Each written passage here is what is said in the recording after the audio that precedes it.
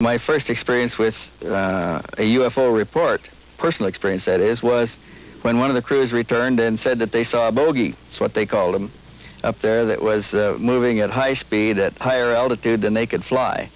And the crews later, I found out that they often referred to them as enemy aircraft or Russian aircraft, but usually bogeys.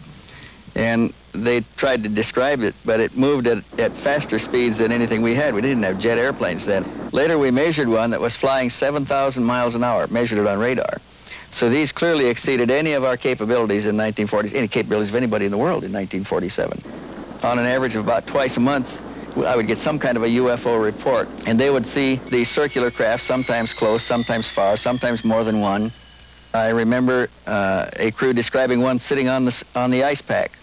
And this is something we couldn't do. We didn't have any way to land up there. And they seemed to be operating in airspace without a visible support base. It took a fantastic base for us to maintain the B-29s, just to support them flying in the Arctic.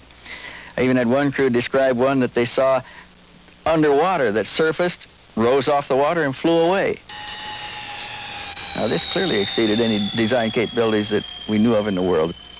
The B-29s flying these reconnaissance missions were equipped with a variety of cameras. At various times, they got pictures of these UFOs seen in the Arctic airspace on various of the cameras and sometimes on all of the cameras. At least this is what they reported. I never got to see any of it because we took the film cartridges out, packed it in the box, and shipped it off to Washington, to Andrews Air Force Base, where the officer was met by Pentagon intelligence and taken someplace. I never got any feedback on any of this. I never heard what they developed out of it, but the stories were fantastic.